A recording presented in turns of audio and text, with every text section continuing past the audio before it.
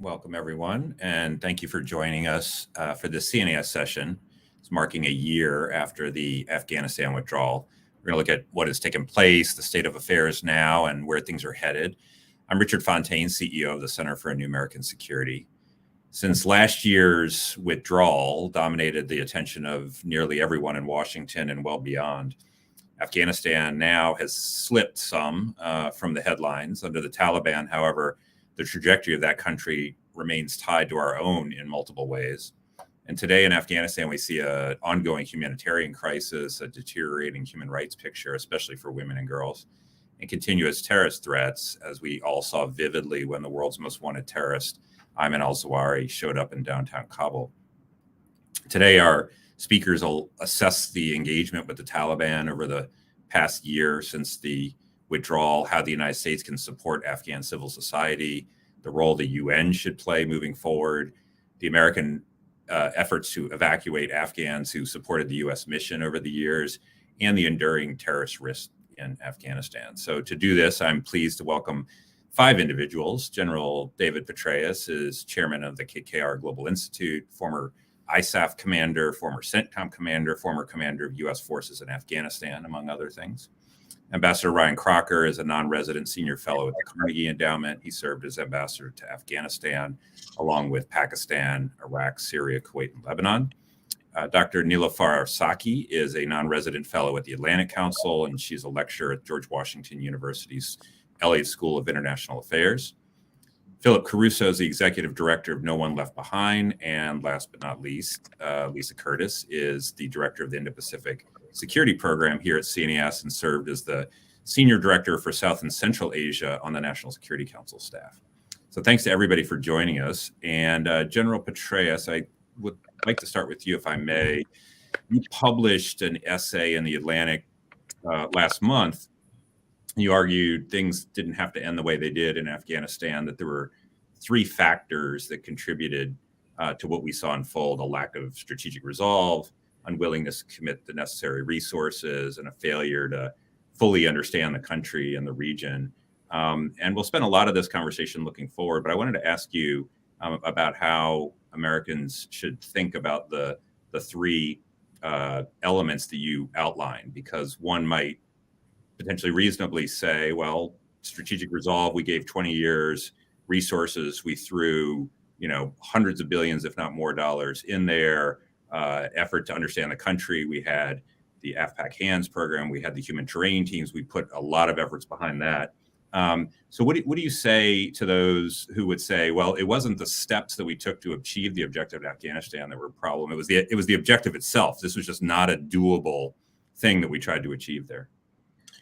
Well, certainly the objective itself was enormously difficult. And as I argued in that piece, part of what we needed to do to move forward, in my view, properly, was to acknowledge that we could not win. We could never achieve all that we wanted to achieve there because of the sanctuaries enjoyed by the Taliban and Haqqani network and other extremist and insurgent groups in Pakistan, where we were unable to go, not allowed to go, to deal with them.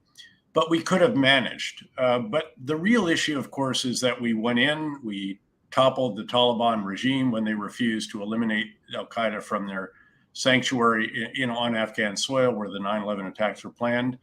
And we very even reluctantly put a headquarters on the ground. And we never really devoted the resources that we should have early on when there was an extraordinary opportunity with very, very low violence, during which we could have conducted the nation building. By the way, that was unavoidable for those that say it all went wrong when we started doing nation building. If you don't do that, how do you develop the security forces and the necessary institutions to whom you can hand the tasks that we were performing for that country at that time? The fact is, we didn't even get the inputs right for really 9 years.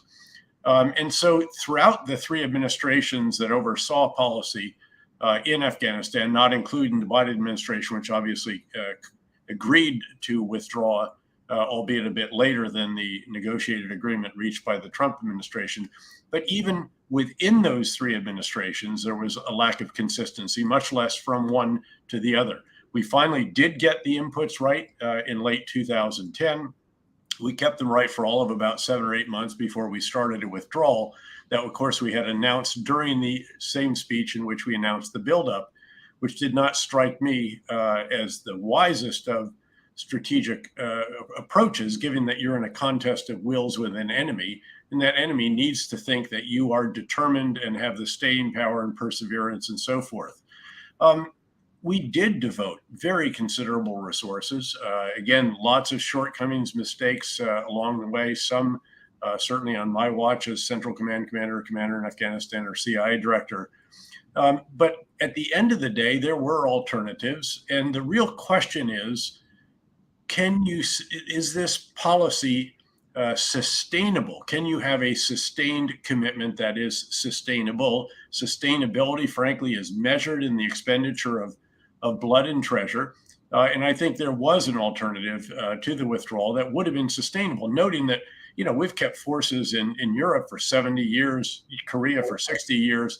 The difference is, of course, they're not in active combat, but neither were our forces for the final roughly at least 18 months or more. Keep in mind, there was not a single battlefield loss in the final 18 months, not because of the agreement that was reached, but because we were no longer on the front lines. We were providing advice, assistance, enabling meaning drones, close air support, a variety of other forms of assistance for our Afghan partners. And they were on the front lines. They were fighting and in some cases dying for their country at a number, I should note, some 26 or 27 times the losses that we took during our 20 years there. So it was really a matter of just not devoting the resources that were needed during this extraordinary window of opportunity in the first few years when the Taliban were shattered, along with Al-Qaeda regrouping in Pakistan, then gradually coming back in. And then when we did announce buildups, we also simultaneously told the enemy that we were going to draw down on a certain date. And we made it very clear that what we always wanted to do was leave. And that, of course, undermines the success that you can achieve if you are in a contest of wills. Again, the key, in my view, was to have gotten to a sustained commitment. And then and only then, I think, actually, could you actually get some kind of durable negotiated agreement, which would have to have all kinds of safeguards as well, or you have to stay for a considerably longer period of time. But again, if you've achieved a sustainable policy, then you can certainly sustain it. So that's how I approached this. Again, there were a number of other shortcomings that we had. We created some of the problems, of course, that plagued that particular effort. But at the end of the day, again, we did not have to withdraw when we did. I do not accept the argument that the Taliban were about to launch some massive offensive that we could not have helped the Afghans resist. The situation was not great, to be sure, but again, it was manageable. So you can't win, but you can manage.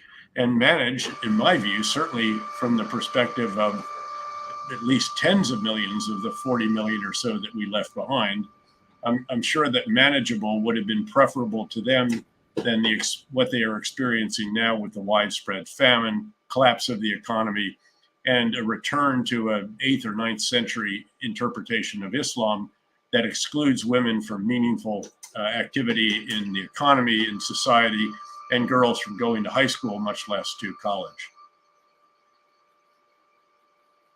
You were ambassador to Pakistan as well as Afghanistan. I think it's widely accepted now that Taliban sanctuary in Pakistan was at least a contributor, if not the major contributor, to their ability to continue to wage war in Afghanistan and ultimately to come back into power. But looking now, what do you think the relationship with Pakistan should be? And if Ambassador Crocker just lost connectivity, I may ask this to someone else because I know he was having issues. We have this decision now to should we just sort of forgive and forget with Pakistan? There's a decision that the U.S. government has just taken to provide $450 million in FMF for Pakistani F-16 aircraft. The Pakistanis clearly want to look forward, not back. And if Ambassador Crocker pops onto the screen, then I will ask him to address any part of that question he heard. Otherwise, we will maneuver around. All right, we will. Since I was privileged to be his wingman over the years, let me. I was going to say, so General, where do you come down? Stab at it. Obviously, the greatest diplomatic partner any soldier ever had, as I learned during the surge in Iraq, and then, of course, later when he became the ambassador in Afghanistan as well. Look, I think you always have to just address the reality that confronts you. First and foremost, by the way, what we should be doing right now with Pakistan is providing as much assistance as is possible to help them with the continued tragedy that has resulted from the historic flooding that took place there. We need to be pouring on the assistance there. We need to, again, put the grievances of the past aside, at least for this particular issue. And then, frankly, what's ironic is that I think the Pakistanis are actually confronted with a reality that to some degree they help bring about, which is that there is an ultra-conservative Islamist regime in Kabul that is causing enormous problems for them because of tremendous refugee flow into Pakistan, because of all of the issues associated with that. And also because, of course, the Taliban is either tacitly or actively allowing sanctuary in Afghanistan in the same way that Pakistan allowed sanctuary in their country for some of the enemies of Pakistan. So the Pakistani Taliban and some of the other groups that are making life miserable in Pakistan have been able to, again, establish a degree of sanctuary in Afghanistan, in some cases, areas that are out of control of the Taliban regime, in other cases, probably with some kind of tacit or actual understanding between them. That's the new reality. There's also a new government, obviously, in Islamabad that I think is one that is more positive, frankly, for the pursuit of mutual U.S.-Pakistani interests than, frankly, was the previous one, which sought to blame the United States for a lot of the ills that they were dealing with. So perhaps there is an opportunity to forge a new relationship there. I hope that that is the case. At various times, we did have very constructive relationships and activities, but ultimately the end goals of some of the policies obviously were never achieved when it came to removing the sanctuary that the Taliban enjoyed outside Quetta and Balochistan, and that the Haqqani network in particular had in North Waziristan. Great. Nilüfer, let me go to you on the situation with respect to human rights, particularly the rights of women and girls in Afghanistan. There was a lot of speculation before that maybe the Afghan Taliban had moderated and sort of become more enlightened over the years and would do things a little bit differently. So one, maybe you can tell us how you see the situation there right now. And then two, on this question of how the international community should engage with the Taliban. Do we condition aid to the Taliban on progress of human rights? Is it better to deal with them without conditions and engagement, or how do you think about that?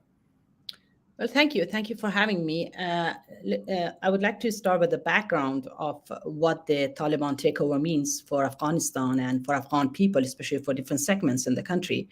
It was, of course, a tragedy for the larger portion of the country, especially for the educated, for the women, for the progressive segments of society. And it was a tragedy which people are still mourning and suffering because of what happened last year. It was a launch. The collapse of the republic and the takeover of the Taliban was entered Afghanistan into a new era. And the new political system, which is very guided so much by totalitarian guidelines and totalitarian nature, and ruled by religious hardliners. So it's a complete shift of the institutions of the system which last 20 years installed in the country. So everything has changed. Of course, with the Taliban takeover, first and foremost tactic that they had was to suppress the population, especially the progressive segment of society. Within 6 months of their rule, they started detention mechanisms. They started suppressing women groups. They dissolved Afghanistan Independent Human Rights Commission. They shut down Women Affairs Ministry, and name it. They stopped women from participating in broadly in public and private sector. So all kinds of repression against the population started soon after they took over. Of course, with all the humanitarian economic crisis, that gives another tragedy to the country in large. People started leaving in mass number, and exodus of journalists, women rights activists, human rights activists, university lecturers and professors, that was in high number. So overall, that was a dark year for many inside the country, though there are different interpretation of the Taliban takeover. But again, overall, the impression is extremely negative about what has happened and what shaped from last 1 year. Well, with the especially in particular to women's rights and girls' education, Taliban banned women from government position. They discouraged female participation in, as I mentioned, the public and private life. The very prominent and direct thing was banning girls' secondary education, which the country still struggles for that. And that caused so many other social crises and social problems, like forced marriages happen, like fear and frustration among the communities and people, like girls and women, they commit suicide. So there are so much other social crises that happen because of certain repressive policies that Taliban had on women and girls from last 1 year. And now, today, I was actually reading different reports that the Taliban are, they utilize the rape and forced marriage to terrorize Afghan women. So the situation is extremely dark for human rights and women's rights overall. Now what has to be done in this condition? As Richard, you initially highlighted that, talk about present and future. I think I would say that Taliban should be held accountable at this stage. I think 1 year engagement with the Taliban at the very high level hasn't proved to be a successful tactic so far. They haven't changed, though they promised some enlightening approach to governance, but at least what we have seen from last 1 year, that no, I mean, they instead they instituted old practices, and systematically targeted the different segments of society. So they haven't changed. There's no Taliban 2.0 that I don't actually buy that argument. Taliban are Taliban. They are the hardcore. There are some argument going on between different factions of Taliban, especially in relation to the girls' education. But again, that hasn't reached anywhere. As we talk today. So I think the unconditional engagement with the Taliban didn't take us anywhere. What I would see that the conditional engagement with the Taliban might be a best going forward, at least, if not the best, but at least an appropriate approach going forward, because Taliban do need recognition and money at this point. And they will fight for it, they will struggle for it, they will negotiate for it with the world. And there is still, the US, the West have still leverage through these two areas that I mentioned. So I think the holding Taliban accountable and having a conditional engagement with them going forward would be better, instead of just giving them everything for free, as the Doha process gave them everything for free, I think. So that shouldn't be repeated at this point. I stop there. Thank you. Great. Ambassador Crocker, in the corner of the screen, it looks like you're coming through loud and clear and crisp and everything else. So we'll go to you. If you have a thought on the role that Pakistan should play in U.S.-Pakistan relations, would love to hear that. And then also this question of if and how to engage with the Taliban. Should we engage diplomatically with them? Should we provide aid? Should we condition that aid? What do you think the role of the United States should be in an Afghanistan run by the Taliban? Well, thanks for this opportunity, Richard, bringing us all together on such a critical issue, as discouraging as it all is, as we've just heard. Well, with respect to Pakistan, of course, I had the privilege of being your ambassador to Pakistan for 3 years, and personal relationships count. And toward my 3rd year, I started having frank discussions, less guarded on the part of the Pakistanis than when I was newer. And basically the message was, do you think we're hedging our bets with the Taliban? You bet we are, because we've seen the movie before. We saw it during the anti-Soviet jihad. We were the most allied of allies. We win, and then you're done, and you go home. And on your way out the door, you allow sanctions to slap back in place against all forms of economic and security assistance. And you left us with a raging civil war right on our borders. So, yeah, we'll work with you on Al-Qaeda. We hate them too. They hate us. But the Taliban are still going to be here when you guys leave, because that's what you do. And this gets back to Dave's point on commitment. We are seeing far and wide in the region and beyond as simply not able to stay the course. It was an old joke years ago now in Afghanistan, attributed to the Taliban. You Americans may have the expensive watches, but we've got the time. So everything the Pakistanis said they expected really came true. We did walk out. They had about 15 minutes of celebration. And then they realized, of course, that they're next on the list. As you pointed out, the Pakistani Taliban aim at regime change in Pakistan, and they have amped up their attacks, of course, on Pakistani security forces. So having made this awful mess, I nonetheless commend the administration for reaching out to Pakistan, for going ahead with the F-16 agreement deal, welcoming the foreign minister in DC now. We got to figure out with the Pakistanis how to deal with a threat that threatens us all.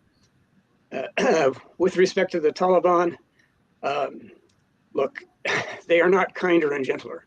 They spent 20 years in the wilderness through their fealty to Al-Qaeda and to Ayman Zawahiri, who saw him in a very posh neighborhood. We may have lowered the property value somewhat.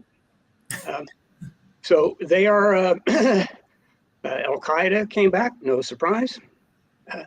I would agree completely. I see no percentage in diplomatic discussions with the Taliban. We should be doing what we can, and we are, I think, through the World Food Program, to be sure that people don't starve. Afghans kind of know how to do subsistence living, and sadly, that's what they're forced back to.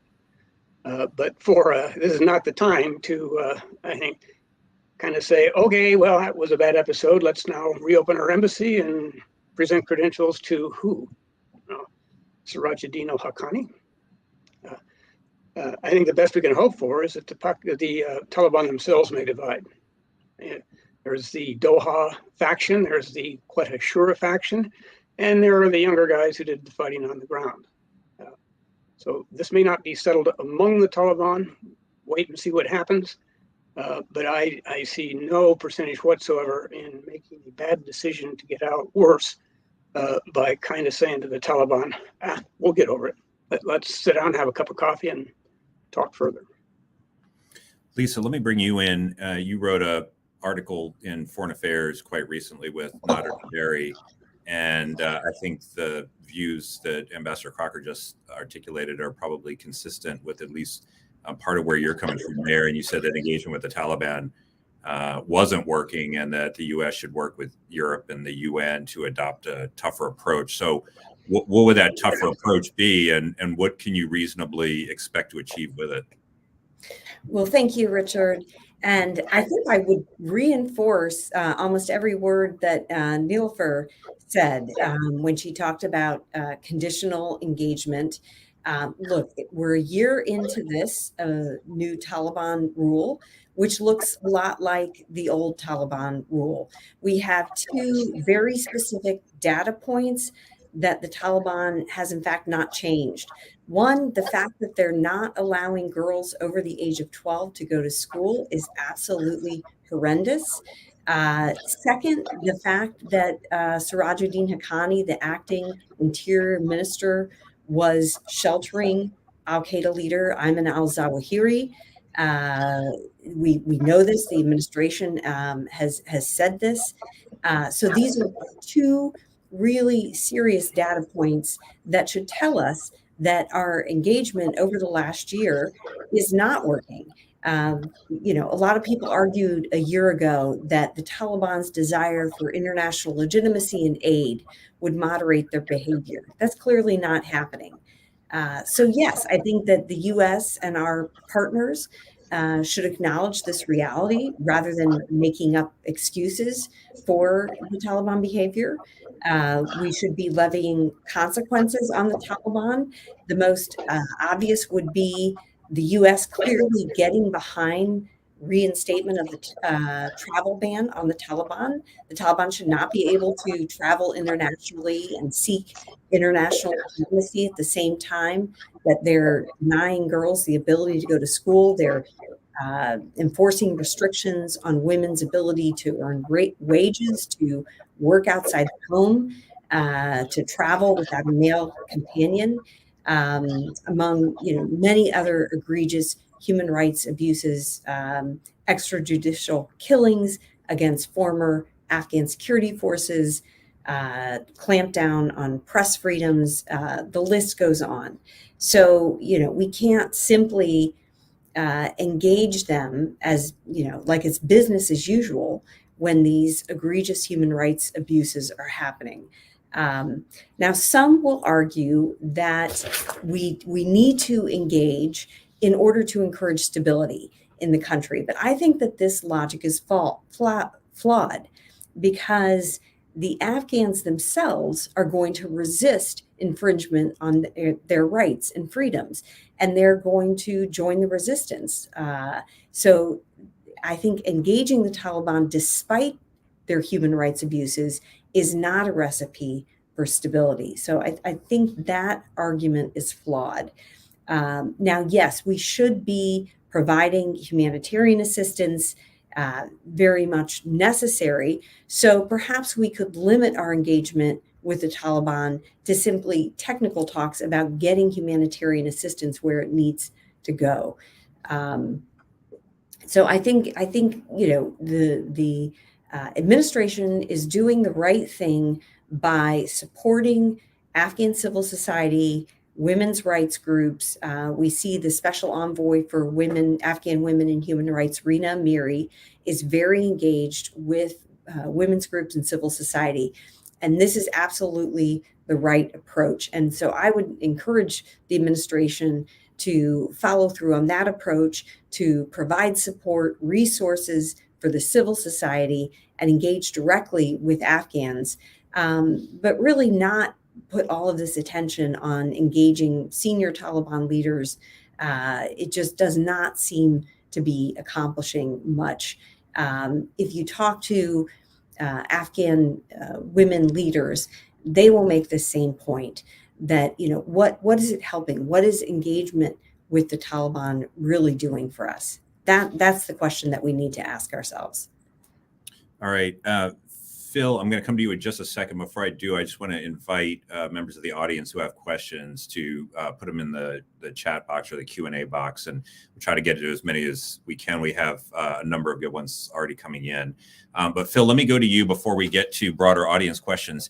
And you are leading No One Left Behind, which is trying to ensure that those Afghans who worked with American forces, interpreters, others who supported the mission are frankly not left behind. Where are we a year after the huge focus on getting Afghans evacuated and to third countries or to the United States? And what are the barriers that remain to the full completion of that portion of the mission? Yeah, thank you very much. So I would say we're way behind. We have a lot of work to do. Not to take away any of the progress that's been made. The special immigrant visa program which supports those that work for us and our interpreters, has been troubled since its creation. 4 different administrations at this point. Congress has had a hand in terms of how it was written and created that have caused problems along the way.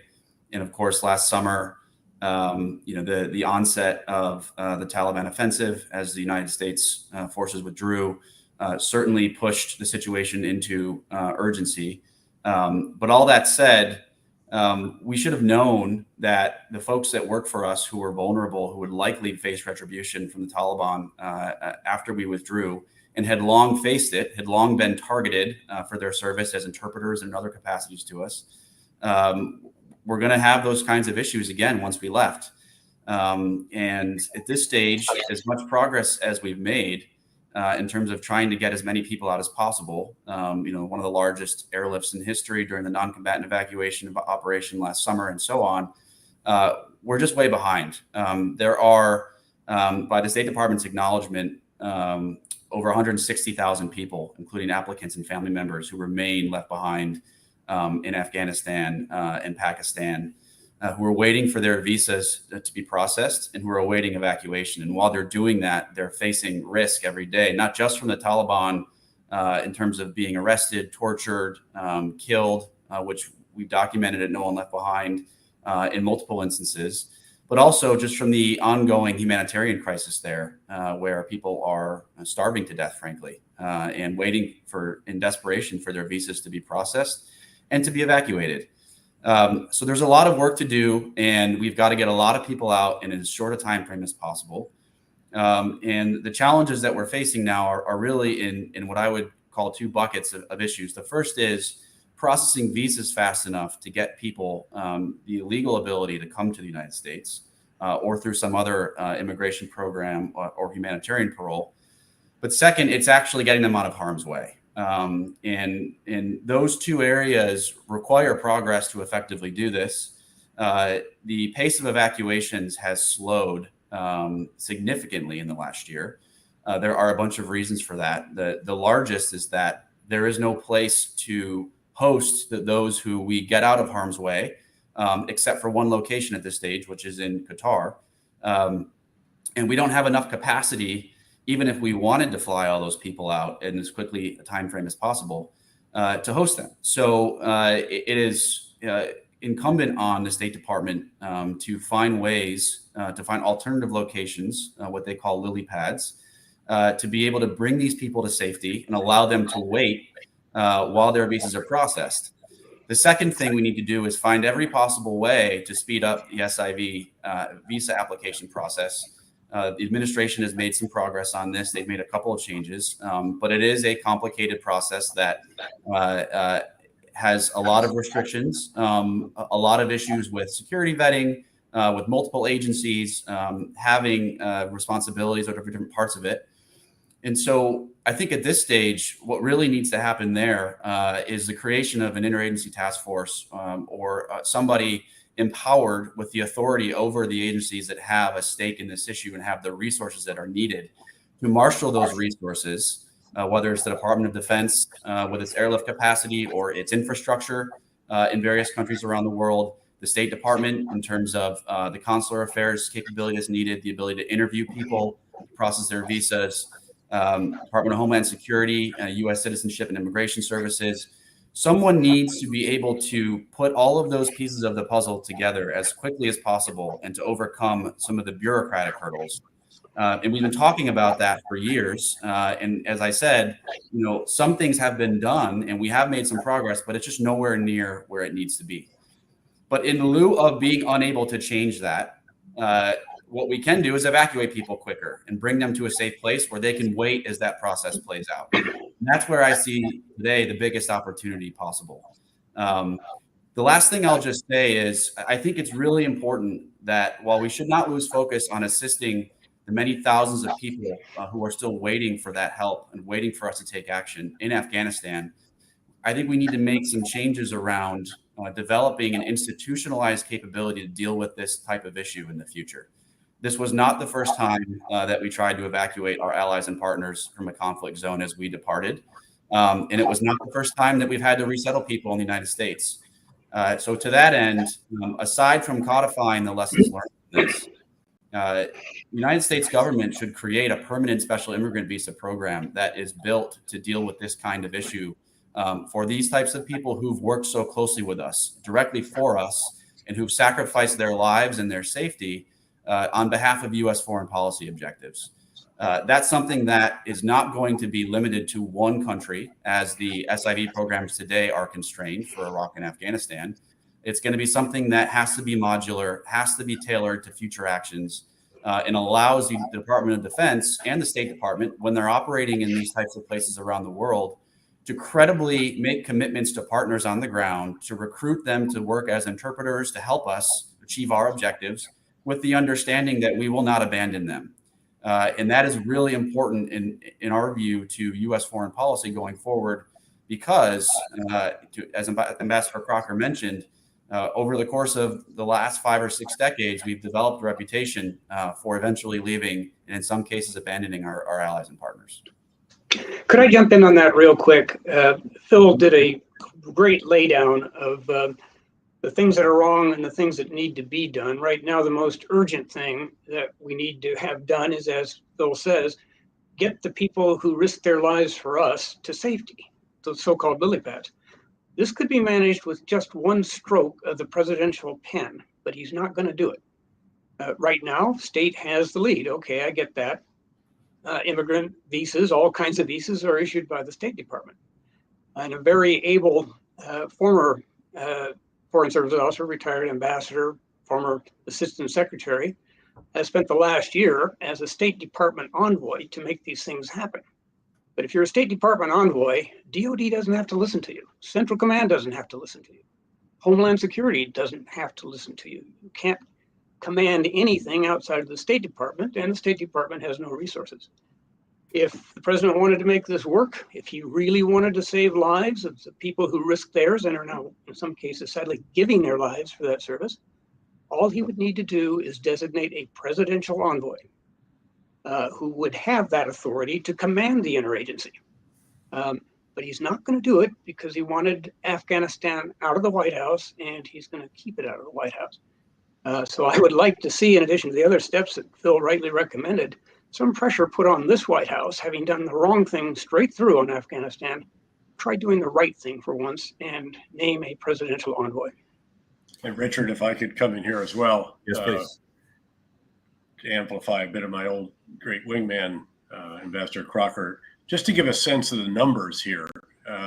We're talking conservatively about 165,000 at least that have been left behind. We have a moral obligation to these individuals. This is essentially the number of those who were battlefield interpreters with our forces on the ground, our men and women in uniform, sharing risk and hardship with them, often doing the equivalent of multiple tours on the ground with our forces, and their family members. So somewhere 65,000, 60,000 or so qualify for an SIV. In some cases already have it or in the process of gaining it, plus their family members, which we committed they could bring with them.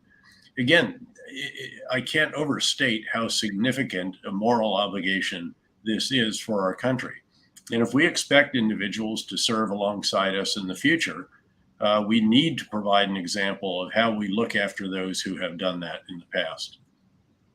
So you have talked about, the three of you have talked about the obvious challenge of leaving no one behind and getting those in Afghanistan out. There's also the issue of those who have gotten out, who are in the United States, who lack the legal status to be able to stay in the United States. Lisa, maybe you can speak a little bit. I mean, there's a potential congressional fix here, the Afghan Adjustment Act, which I think was generally expected to be attached to the NDA or moved at some point before the end of the year, but now has hit some political snags that are holding it up. So could you speak to what that might actually accomplish if it does become enacted into law? Yeah, I think this is a really important piece of legislation. The Afghanistan Adjustment Act provides a path for permanent residency for the 82,000 Afghans that have come to the United States. They've come here because they've had to. They're under threat. They have left their families. They're now seeking jobs, trying to make a new life. So it really is the least that we can do, given the chaotic and badly handled withdrawal of a year ago. This really is the least that we can do. So this is an important piece of legislation. It's backed by a powerful coalition of veterans groups. It's bipartisan. It's bicameral. It's popular, with our veterans community, with the American public at large. Americans understand that Afghans were our partners. They understand that the Taliban is a dangerous regime that is violating the human rights of women and others in Afghanistan. So I think this has really broad popular support. It includes vetting provisions. So, there's vetting involved, and it helps to rationalize a very bureaucratic and disorganized process that we've just heard so much about. So it's really an important piece of legislation. Richard, you're right. The hope was that it could be passed this year, that it could be attached to the CR, the continuing resolution legislation. That's now looking somewhat more difficult, but it could also be attached to the NDAA. So it's really a matter of pushing legislation that has this broad popular support, across the finish line, and doing the right thing. Supporting our Afghan partners who have put their own lives at risk, supporting the U.S. mission in various ways, and then taking the risk of coming here to the United States, trying to make a new life. We shouldn't be making it more difficult. We should be smoothing that path to permanent residency. Phil, there's a question from audience. Ed asks, are there avenues that someone can take advantage of to help families get out of Afghanistan who were forced to stay behind after last year's withdrawal? So maybe just to sharpen this a bit. So if someone is interested in helping on the problem that we are talking about right now, they're not a member of Congress, they're not in the executive branch, what can they do to be of assistance? Yeah, so there is a large number of organizations and groups even that have formed over the last 12 to 18 months that are focused on helping families navigate the U.S. immigration system in whatever way they can. Of course, which type of visa any given individual or family is eligible for will depend on their status, whether they work for U.S. forces, for example, and are eligible for a special immigrant visa, or they worked for the Afghan government or for an NGO that's being targeted. Certain activists in society, journalists, certainly some women leaders that are being targeted. All of these different statuses, will dictate in our complicated immigration system what type of visa folks are eligible for. And there's a wide universe of groups that focus on all those different subgroups, including us at No One Left Behind, that focuses on the special immigrant visa recipients. And many of those groups, including us, are always looking for volunteers, and we're looking to help those families that need that help. So you could just start with Google and search for some of those groups and some of those nonprofits that are out there. There's 9 resettlement agencies that help resettle folks in the United States. And then there's a bunch of others, including ours, that focus on trying to get people out and resettling them. So I'm willing to share my contact information and speak with Ed and anyone else that wants to find a way to get involved. And we will find a way for you to help because we need it. And thank you. Great. Thanks a ton. General Petraeus, and then maybe Ambassador Crocker. So there's a question from Rick, a retrospective one for both of you. What did you envision success would look like during your respective tours in Afghanistan, and how close do you think we came to it? General, you're muted. During the period that I was privileged to command in Afghanistan, we had some short-term objectives, which actually were achieved. Our objectives in the 2010-2011 timeframe were to halt the momentum of the Taliban. As you'll recall, they were on the march at that time to roll it back in critical places, particularly in the south and the east, to accelerate the development of the Afghan security forces, to establish a process to transition some locations in terms of security responsibility and other functions of government, and then to actually begin implementing that. And of course, the overriding objective always, which was to ensure that al-Qaeda could not reestablish a sanctuary in Afghanistan the way it had when the 9/11 attacks were planned there. And make no mistake, they kept trying repeatedly during my time, the ambassador's time, and others, and on through the end. And of course, ironically, end up with the emir of al-Qaeda in downtown Kabul, hosted in a house that was controlled by the Minister of Interior. Those actually were achieved. The longer term objective was essentially that we could develop the Afghan security forces and critical institutions to the point that with a modest amount of U.S. and coalition security and financial assistance, that they could secure the country themselves, that they could deny, again, a sanctuary to al-Qaeda once again, and that they could govern the country reasonably well. Noting again that there was never any prospect that they were going to be able to finance themselves sufficiently, despite the extraordinary mineral resources that might total as much as $2 trillion in the ground. There just was not the capacity to extract it, process it, export it, and so forth, although longer term that might have been possible with appropriate security conditions. But there was always a recognition that there was going to have to be, again, fairly considerable amount of security assistance required. But again, with the Afghans doing the fighting on the front lines, with the Afghans responsible for security, with Afghans performing the major governmental functions, and with us in the mode of essentially advise, assist, enable, which is actually ironically where we roughly were at the end of our time there. And again, I think had a reasonably viable path had we sought to pursue it. Ambassador Crocker, is that where you come down as well? Well, we defeated ourselves here in so many different ways. When I was a year after General Petraeus, 2011-2012. That was the height of the surge. And while there was lots of kinetic action, the Taliban were not advancing. We drew those numbers down sharply and quickly. And you know what? The Taliban were still unable to take and hold a single one of Afghanistan's 34 provincial capitals. And as we moved to lower and lower force levels, more into train and advise, the story remained the same at tremendous cost in casualties. The Afghan security forces, with our critical assistance, but with lesser and lesser numbers of American troops, were able to hang on to their country. There are a couple of words that over the years that General Petraeus and I have learned not to use. One of them, two of them, victory and defeat. What does success look like?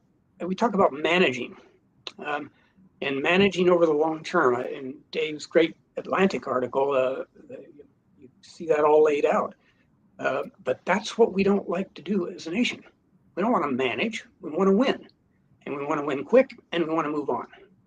Well, our adversaries have figured it out, and our allies have come to be very frightened of this, that if we can't get it quick, and if we can't point to a long-term victory or success, then we should just go home.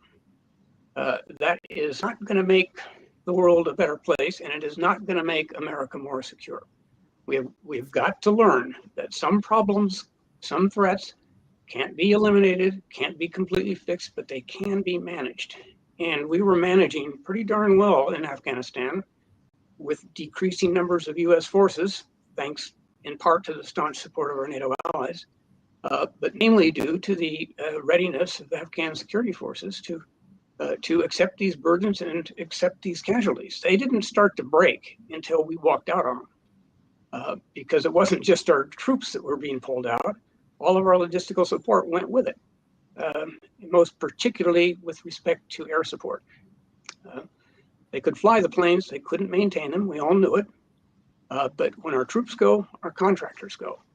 It really makes me pretty darn angry when people talk about the Afghan security forces not having a will to fight. We were the ones who didn't have the will. We didn't have the will to sustain them. If I could point out as well, Richard, that actually I think elsewhere in the world, this administration and others over the years have recognized that you actually do need to manage some of these. You do need to have sustained commitments. And the key, frankly, is, again, can you achieve sustainability? Can you sustain the amount of loss of blood and treasure? But this administration went back into Somalia, to their credit. Are we going to win in Somalia? No time soon. Can we manage Somalia? Just, again, keep an eye and pressure on the al-Shabaab extremists that are there. Certainly we can. There's no victory anywhere on the horizon. We're staying in northeastern Syria. That's very clear. We still have troops on the ground in Iraq. And of course, we have tens of thousands of troops in other places around the world, some of which were battlefields 50 and 60 years ago. Again, the key is that taking very, very few casualties, if any, and the cost is sufficiently moderate that we can sustain it. And that, I think, is going to be the key going forward, especially when it comes to the subset of our security challenges that involve Islamist extremists, but also a number of others as well, not the least of which will be, of course, the major efforts to deter peer conflict in an era of renewed great power rivalries. General, part of the argument, or at least one of the arguments for withdrawal, was that the United States could ably manage its interests and its affairs in Afghanistan from outside the country, rather than having to have an indefinite presence inside the country. So at least with respect to terrorism, a lot hinged on this idea that we can conduct over the horizon operations indefinitely. We can collect the intelligence on the ground necessary to conduct those operations indefinitely, and so forth. So when you look at so Ayman al-Zawahiri pops up in Kabul, being sheltered by Sirajuddin Haqqani, the acting interior minister. Do you see that as a success of over the horizon capabilities, or is it a failure that he showed up there in the first place?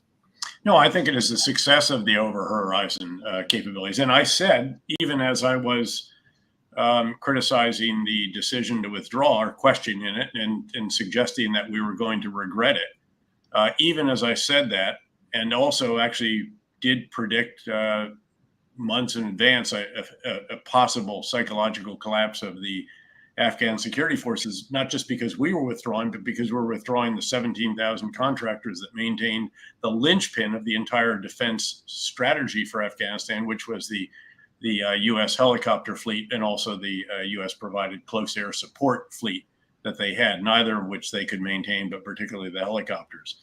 I did say at the time, I felt, given my final job in government as the director of the CIA, we would be able to conduct over the horizon intelligence operations, and nearer than that in some cases, of course, as well, sufficiently to ensure that the Islamist extremist threat that might flock there would not be able at least to carry out operations outside the country. Now, the most worrisome development there now, of course, is not actually al-Qaeda, it's the Islamic State Khorasan group.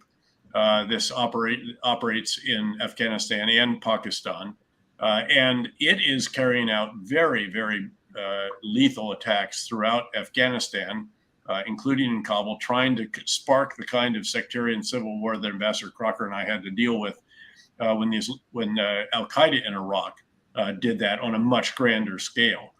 I think, again, we can identify, should they be able to establish, some kind of caliphate that would cause individuals to flock there, as was the case in Iraq and Syria at the height of the ISIS caliphate. And I think we could disrupt that probably. And so, again, that's not really the major concern here. It's that we have consigned a country of 40 million Afghans who we're trying to help to a life of enormous privation, starvation, economic collapse, and lack of education, and very, very constrained opportunities for 50% of the population. Nilüfer, let me bring you in. How does this look to you? Well, I have a point about the sustained commitment that General Petraeus is talking about. Of course, there are two kinds of sustained engagement. One is the military, and other is the political one. There's still time. The U.S. can still have kind of engagement that I just recently wrote about this, the political engagement, and that political engagement could create an open space for further changing the status quo and creating a different situation. What is concerning to me is that right now Afghanistan is taking the back seat in the U.S. policy, and that is really concerning because it gives an image to at least Afghans inside that, well, the world has left them. And they are abandoned, which of course the Doha deal already gave them that image, but that is confirming that kind of a perception among Afghans in Afghanistan, that the notion of abandonment, that there's no one to back them, or there's no one to help those other segments that I mentioned, the segments of progressive, the segments that are pro-democratic values. Those segments of societies are abundant. So that gives more space for radicalization. That gives more space for emergence of insurgent groups. As Lisa mentioned, I think that itself is causing insurgency in a long term if it's not tackled well, once this notion of abandonment is ingrained in society. And just going back to the atrocities, going back to my initial points about Taliban's atrocities against different factions of society, particularly the minorities, the other ethnic groups who have, see themselves as the victims of the current regime.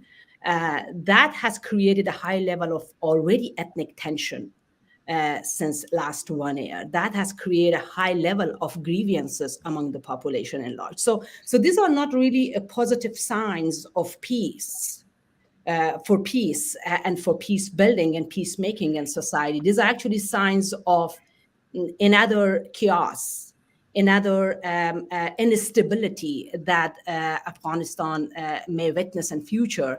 And that instability will not remain confined to Afghanistan, but the region and it will affect the region and the global peace. So with all this in mind, I think, again, going back to the sustained engagement or engagement, that engagement should be with the people, for the people of Afghanistan, with the people of Afghanistan, in order to strengthen them, instead of strengthening an authoritative regime.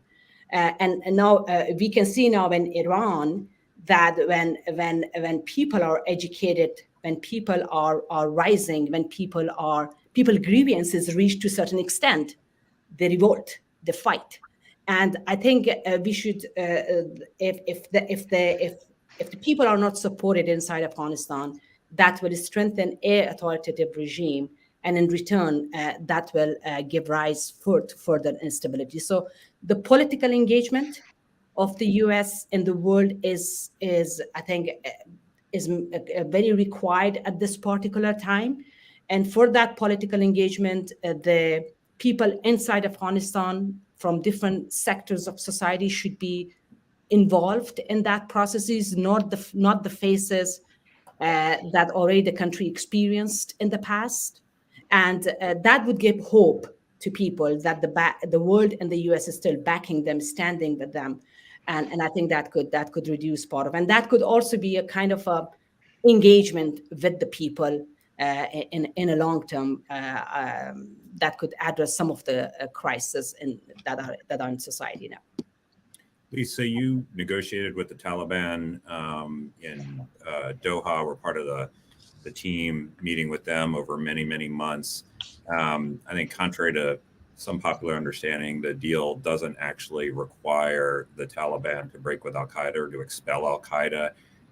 As General Petraeus said, the de minimis objective of the U.S. approach in Afghanistan was to ensure that it did not return to a sanctuary for al-Qaeda. The Taliban would not, and we did not achieve them agreeing to that de minimis objective. So what was their attachment to Al-Qaeda?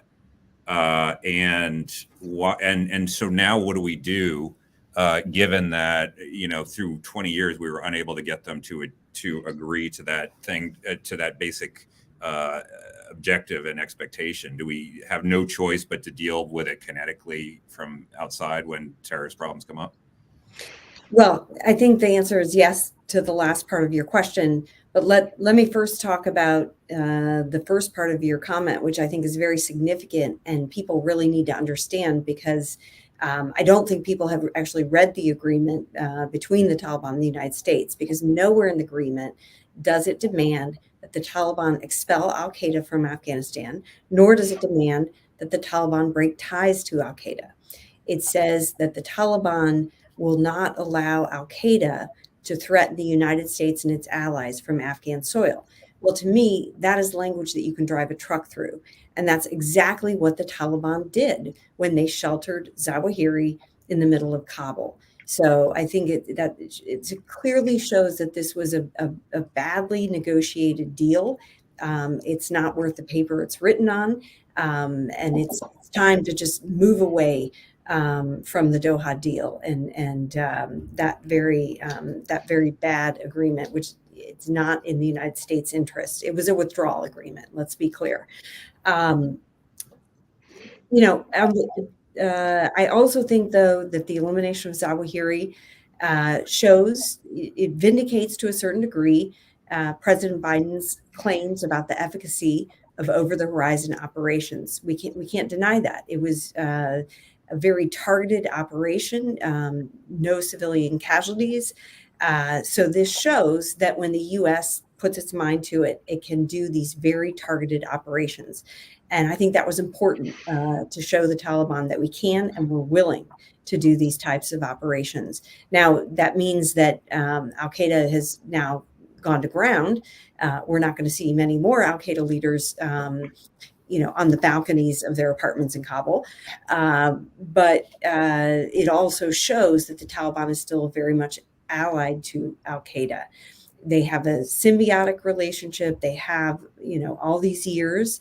And I would argue that, the Taliban is more important to Al-Qaeda than Al-Qaeda is for the Taliban.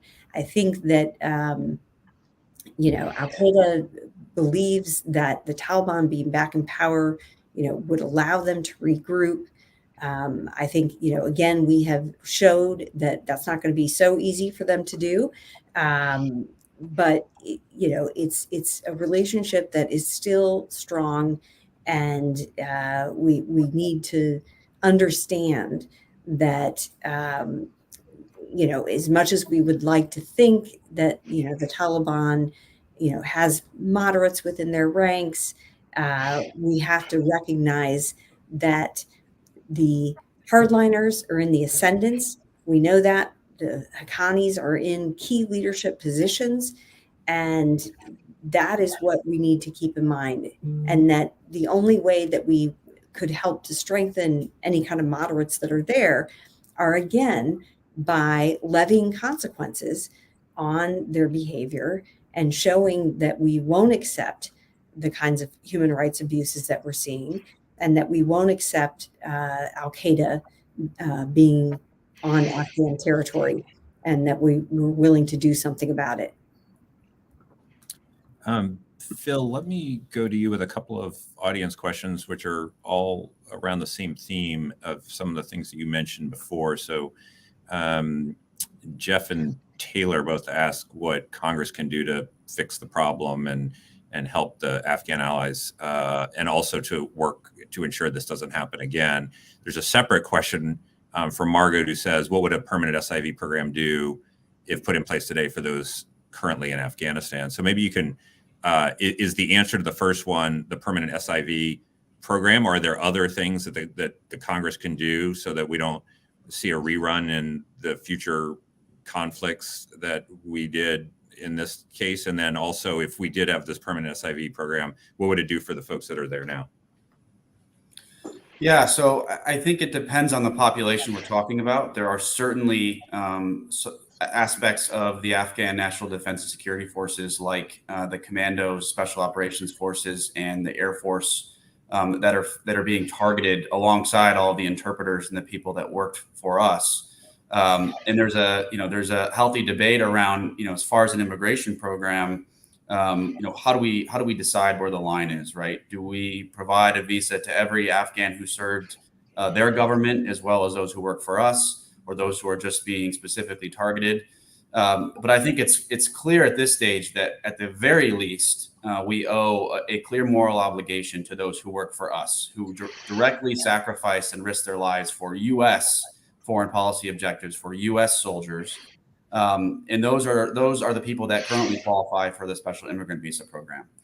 The program as it exists today, there's actually two that apply to Afghanistan. Neither of them, from a legislative perspective, are where they need to be to provide the clear direction to the executive branch that's necessary to ensure execution across the interagency environment, and also to properly incentivize the federal bureaucracy to resource and staff these programs and process these visas appropriately. The challenges of the SIV program, which have extended over 4 administrations, are in part because Congress was not clear with the original legislation of who was supposed to do what. If you look at the legislative text itself, there's a lot of in consultation with, in coordination with, across different agencies and departments, which essentially leaves it up to each administration to determine how they're going to execute the program, and even whether or not it's going to be a priority. And I would say that no administration thus far has prioritized the program to the extent that was possible and done what was needed to get these people here. Certainly changes have been made. The Afghan programs have been improved over time. The last big improvement was last summer. That said, there are still a lot of holes in the legislative text itself. They're not clear over which agency is going to do what role they're going to play. And so there's room to fix the legislation by being very clear about the role the Department of Defense, for example, has to play in gathering and storing and providing employment data on the people that worked alongside U.S. soldiers that were employed directly by defense contractors. There are eligibility holes where if you served as an interpreter and you were wounded in combat on your 11th month and 29th day of service, you are not eligible for the SIV program because you need at least 12 months of service. These are all things that can be done. And beyond that, to make sure that this doesn't happen again, they can be done as part of legislation that clarifies the existing programs, the two that address Afghanistan, and then one additional one for Iraq, all of which have different requirements, different deadlines, different numbers of visas, and so on. We could streamline that as one program that addresses this population. If you work for the United States, with the military, with the State Department, as an interpreter and other capacities, you will be eligible for a visa. And this is the role the departments are going to play. This is the data they will collect and store to make sure they know who you are. That can streamline that process. These are the resources that each administration can budget against, and then Congress can authorize and appropriate against. And then beyond that, we can remove the arbitrary restrictions around where these people are serving. If you've worked as an interpreter alongside U.S. forces or USAID or the State Department in Syria or in Yemen, you currently are not eligible for an SIV. That moral obligation, that risk that those people took is the same as those who were in Iraq and Afghanistan, but they have no program. So we need to think about this holistically and create a mechanism that would allow people serving in those capacities in conflict zones that are going to face retribution for their service to the United States to have a path out with their family to the United States. And that can be done as part of a comprehensive legislative package that can replace the previous programs and create a path to the future. And by making it permanent, there will not be this temporary sense that's existed with these programs historically, where visas are authorized and reauthorized on an annual basis. Because if you're any administration and you're trying to figure out how to optimize resources, temporary programs they're at the bottom of the list because they're viewed as temporary. They won't be there next year. So why would you create the offices, put the billets in place to have the personnel, and so on. Make it permanent, and then every administration will be forced to execute this program and do it better than we've been doing it in the past. And we can fix the existing program as part of that. And that's why the permanent SIV program, if done right, could address this problem, not just in the short term, but over the long term as well. And it would give our agencies and departments, our diplomats, our soldiers, service members, the ability to tell those people out on the ground in any country around the world, whether it's Somalia or Afghanistan or Syria or Yemen or Iraq, that they will have a path if they need it. Lisa? Yeah, I just wanted to say a quick word on P1s and P2s, and there's a major loophole here.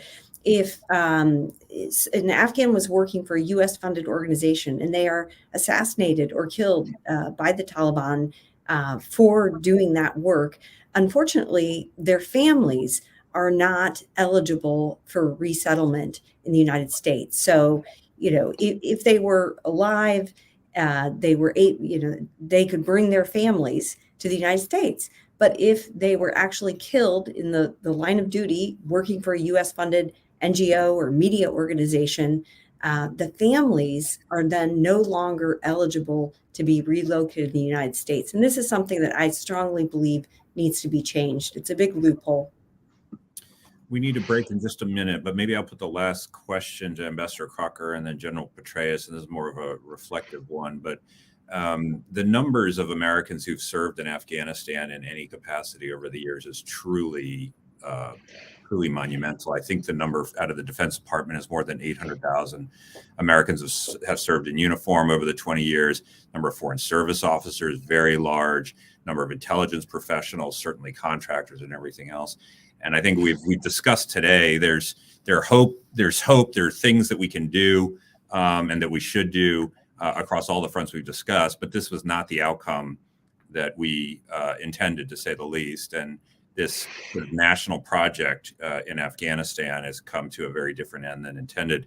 So maybe Ambassador Crocker first, how do you think about the service of those so many Americans, the foreign service officers and everyone else who put years of their lives and endured danger and hardship and everything else to try to bring a better future to Afghanistan and to deal with the national security interests here, given that a year after the situation, again, quite clearly is not exactly what we would have hoped? Well, it's a great question, Richard. This past weekend, I was down in central Washington for the annual gathering of Gold Star families in the Northwest. How sad it is. Most Americans don't even know what a Gold Star family is. Been around since World War II. Families who have lost an immediate family member in combat. And I've been with this group for about a decade now. They surely have political views, but that's not what they talk about. It's not what they're concerned about. What that sacrifice had to have meaning. Tell me it made a difference. And the second thing is, don't forget us. Don't forget that sacrifice. And we're on our way to doing that too. But this is a part of the country that where kids, boys and girls, graduate high school and enlist, or they go to college and ROTC and they commission. It's a very solid part of our fabric out here. We have those hundreds of thousands of vets, actually well over 1 million, two countries combined. They have the potential to be America's next greatest generation. If we draw on their experience, their accumulated wisdom, and give them opportunity to carry us forward. Sadly, the veteran suicide rate is high, and I'm afraid it's going to climb. I get emails from vets who say, "Can you get my guy out? We promised him. Can you get him out?" Well, the answer in most cases is that I can't. No. Not without the kind of steps that Phil is describing and that I mentioned earlier, a presidential mandate. If we were to show that what happens in these countries was truly meaningful, that makes a difference, we'd take some of these steps and we would do it now. We would look for every way we can to support those great veterans who have come back. You know, with a couple of dozen suicides, like every time you look at a newspaper around here, somebody else has killed themselves that had service in Iraq or Afghanistan or both. So we need to turn that around. We need to take care of our vets. We need to draw on them. They will help make America a better place, just as their forebears did after World War II. What we can't do is just simply say, thank you for your service, without having any idea what it means, and then go on about our business. So I would hope that we would zero in on this. We can make a difference. They can make a difference. General Petraeus? Oh, you're muted. You know, I think last year, everyone who served in Afghanistan experienced a range of emotions, from disbelief to frustration, terrible disappointment, anger, depression, you name it. And indeed, asking that question, so what difference did our service make? What difference did the sacrifice of a family member make? We should keep in mind, first and foremost, that those who served in Afghanistan, by and large, were volunteers at a time of war, literally raised their right hand in the wake of the 9/11 attacks, took an oath of service, said, send me, and went off to serve our country at a time of enormous challenge for it. And I think that regardless of the outcome, that was really quite noble. It was the essence of selfless service, of serving one's country in its hour of need.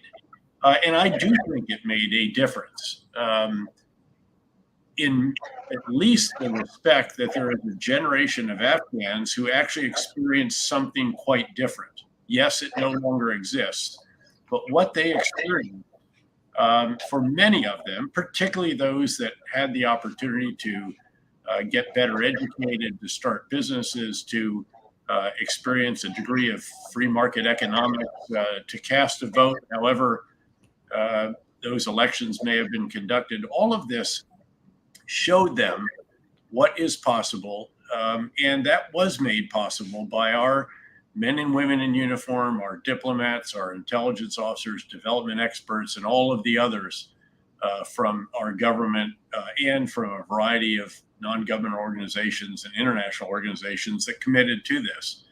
I think this was very important. I think that those who did serve should be quietly proud of what it is that we did and at least sought to do, and what we did provide for that 2-decade period in Afghan history, even if that was not sustained beyond our departure last year. I strongly agree with Ryan Crocker. I long have that those who served in the wars of the post 9/11 period really are America's new greatest generation. That actually came from when Tom Brokaw visited the 101st Airborne Division in the first year in Iraq when I was privileged to command that division. He saw all that we were doing, the myriad tasks, everything from hard security to rebuilding infrastructure and reestablishing local governance and reviving local economies and schools and hospitals and everything else. And he shouted in my ear over the whine of a helicopter as he was getting ready to fly back to Baghdad after a long day with us. He said, that World War II generation I wrote about, they certainly were America's greatest generation, but surely those we have seen today are America's new greatest generation. I have always subscribed to that, and I actually believe that more now than ever. And they should be very proud to be part of that generation. Great. And I hope that all those who served in Afghanistan in any capacity, however disappointing the outcome ultimately was, can reflect that we went 20 years without another 9/11 in this country when we didn't know that was going to be possible shortly thereafter. We went 20 years with the utter disruption of al-Qaeda. We went 20 years giving hope and a semblance of democracy to the Afghan people who for 20 years were free of the repressive Taliban rule. Those are big things. And again, ended and has ended in a way that we had not hoped. But you can't dismiss those major accomplishments by those brave people who served. Absolutely right. So thank you all for this conversation. Very much appreciate your time. General David Petraeus, Ambassador Ryan Crocker, Dr. Nilüfer Saki, Philip Caruso, and Lisa Curtis. Thanks everybody for joining us, and we will be doing more in Afghanistan in the future. But in the meantime, thanks one last time for joining us, and have a good day. Thanks, Richard, and thanks everybody. Thank you, everybody. Bye. Thank you.